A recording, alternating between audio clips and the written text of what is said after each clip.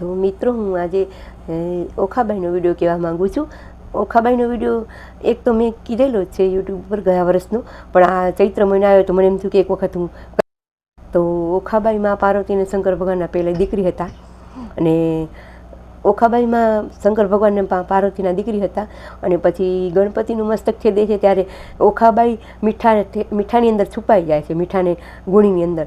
ત્યારે માં પાર્વતી ગુસ્સે થાય છે કે તે તો ગણપતિનું મસ્તક છેદાવી દીધું અને તું મીઠાની અંદર છુપાઈ ગઈ, જા તું મીઠાની અંદર ગળજે.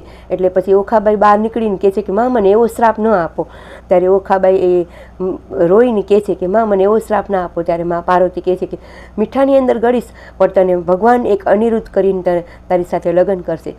એટલે લગ્ન કરશે અને પાછા એક જ લગ્ન, એક વરરાજા સાથે તારા 3 વખત લગ્ન થશે, એક સપનામાં અને એક માળિયામાં અને એક જાન લઈને આવશે. ત્યારે પછી ઓખાબાઈ બીજો અવતાર એક બાણાસુર તપ કરવા આવે છે મહાદેવ કને. અને પછી બાણાસુર કહે છે કે માં પાર્વતીને મહાદેવને કહે છે કે મને એક વરદાન આપો, મારે ઘરે કોઈ છોકરું નથી, તો હું નિસંતાન છું. ત્યારે બાણાસુરને એક માં પાર્વતી કહે છે કે બાણાસુર એક તારા ઘરે ત્યાં એક દીકરી થશે અને એને તું લાડકોટથી ઉછેરજે. તો બાણાસુર વરદાન લઈને જાય છે અને એને ઘરે બીજો અવતાર, ઓખાબાઈનો બીજો અવતાર બાણાસુરના ઘરે થાય છે.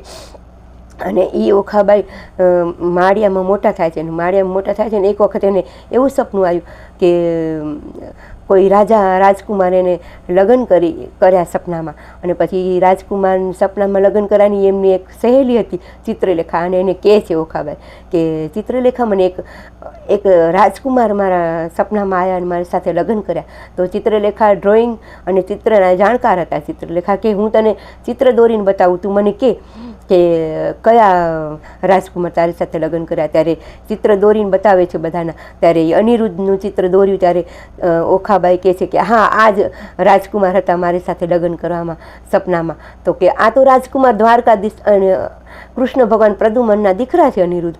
તો કે હા એ જ, મને એની સાથે જ લગ્ન કરવા છે. ચિત્રલેખાને કહે છે ઓખાબાઈ તું એને લઈ આવ ને.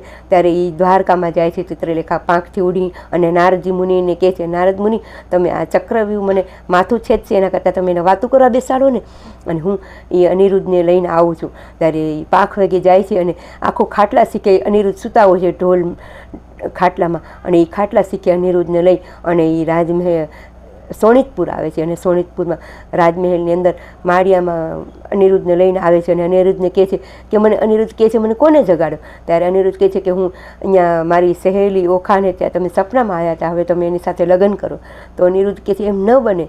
ત્યારે બાણાસુરને ખબર પડે છે કે અનિરુદ્ધ અને ઓખાબાઈના માળિયામાં લગ્ન થઈ ગયા. એટલે બાણાસુર એને કડી સજા આપે છે અને એને મહેલની અંદર, જેલની અંદર પૂરી દે છે. અને મા અંબેમાની પ્રાર્થના કરે છે અનિરુદ્ધ. અને મા અંબેમાની કૃપાથી બહાર આવી જાય છે. અને પછી પોતે જાય છે. અને પછી મહાદેવ અને મહાદેવને કહે છે બાણાસુર કે મહાદેવ આ ઓખાબાઈને હવે આ દ્વારકામાંથી અનિરુદ્ધને ત્યાં એમને લગ્ન કરવાનું. ત્યારે મહાદેવ એમને કૃષ્ણ ભગવાનને કહે છે અને કૃષ્ણ ભગવાન જાન લઈ અને આવે છે. અને અનિરુદ્ધને સાથે ઓખાબાઈના લગ્ન થાય છે. અને ધામધૂમથી 3 વખત લગ્ન થાય છે. એકવાર સપનામાં, એક વખત માળિયામાં અને એક વખત જાન લઈને આવે છે. અને કૃષ્ણ ભગવાન દ્વારકામાં લઈ જાય છે.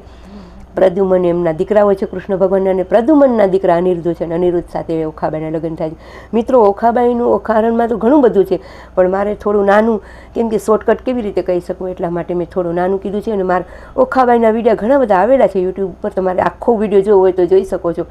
મિત્રો મારી ઓખાહરણની વાતમાં, ઓખાબાઈના વિડીયોમાં કાંઈ ભૂલ થઈ હોય તો માફી માગું છું. ખૂબ ખૂબ આભાર. તમારો વિડીયો જોતા રહેજો, લાઈક કરજો, શેર કરજો. Thank you.